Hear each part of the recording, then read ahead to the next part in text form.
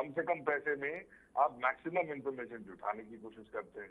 जी। आई बात समझ में? तो पेशेवर जासूस को छोड़ करके आप ऐसे बच्चों को उठाते हैं जिनको शुरू में पता ही नहीं होता कि वो क्या रहा है।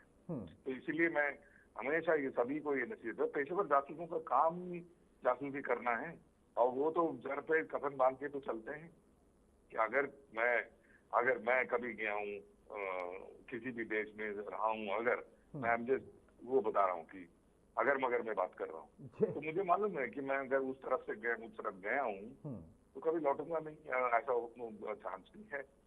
तो हम इस तरह से ट्रेनिंग लेते हैं, इस तरह से कार्य करते हैं, इस तरह की डिजिटल दुनिया से दूर रहते हैं। तो बहुत सारी चीजें हैं, तो ये सारी चीजें पेशेवर जासूस पे छोड़ दें, वो उनका काम है।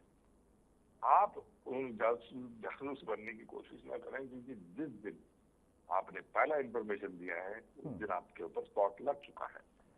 अगस्तिन सर, मैंने सवाल ये इसीलिए लिया था क्योंकि मैं इसको समझना चाह रहा था, क्योंकि जो पेशेवर जासूस होते हैं किसी भी देश के, उनके बारे में उनके परिवार तक को नहीं पता होता है। लेकिन आप महत्वपूर्ण बात बार बार कह रहे हैं कि जो इस तरीके के जासूस हैं, बल्कि मैं इनको अब जासूस नहीं कहूंगा, इनको मैं सॉफ्ट टारगेट कहूंगा कि इनको सॉफ्ट टारगेट बना लिया गया, क्योंकि एक गुर्बत वाला जो मुल्क है उसके पास पैसे भी ज्यादा खर्च करने के लिए नहीं है, तो पेशेवर जासूस कहां से पैदा करेगा। इसलिए वो हमारे देश के ऐसे लोगों को जिनको गद्दार की श्रेणी में लाए, सॉफ्ट टारगेट की श्रेणी में लाए, उनको अपना टारगेट आसानी से बना लेता है। लेकिन आज इस दौर में जब सोशल मीडिया, क्योंकि यूट्यूबर्स हैं, इन्फ्लुएंसर हैं, इधर से उधर घूम रहे हैं और इसके आड़ में वो इस तरीके के काम करते हैं और सॉफ्ट टारगेट खुद बन जा रहे हैं, चुनौती बढ़ गई है क्या, खासतौर से सोशल मीडिया के जरिए? बिल्कुल ये बात सच है कि चुनौती बिल्कुल बढ़ गई है, जिसकी वजह से हमारे आप जैसे चैनल वाले जो हैं, जहां जिस चैनल पर भी मैं जाता हूँ ये बात करता हूँ और कहता हूँ कि सबसे सिंपल रखिए अपने जिंदगी को। पाकिस्तान बांग्लादेश जैसे देश के साथ या उनके लोगों के साथ या उनके बाकी चीजों के साथ कोई संपर्क ना रखें, क्योंकि उभरती हुई इस परिस्थिति में जहां भारत इकोनॉमिकली 3 में आने की कोशिश कर रहा है, आपके दुश्मन अनेक हैं। जो ऑलरेडी नंबर 3 में बैठा, क्या आपको नंबर 3 में आने देगा? बरतानिया जो है, जिसको हमने पिछले साल पीछे किया और बरतानिया के हम ऊपर चले गए, क्या बरतानिया को चोट नहीं लगी होगी?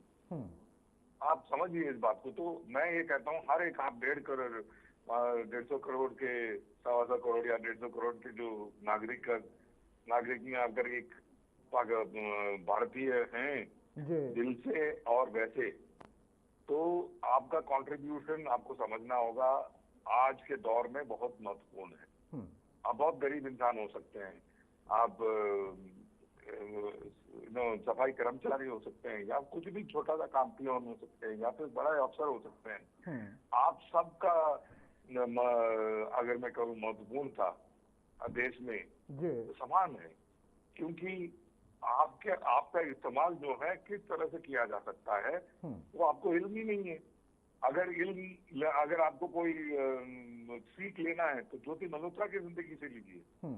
एक हिंदू परिवार की हरियाणा की लड़की शुरू में फंसने से पहले क्या ये सोचा होगा कि वो इस कदर वायरल हो जाएगी और इस कदर उसके साथ बर्ताव हो जाएगा शुरू में कि वो गद्दारों की श्रेणी में, जीवित गद्दारों की श्रेणी में अव्वल नंबर में आ जाएगी।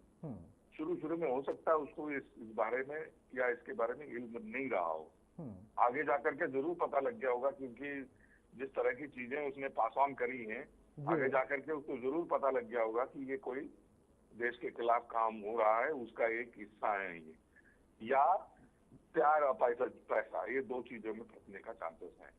तो ये सारी चीजें ना हो। देखिए मैं एक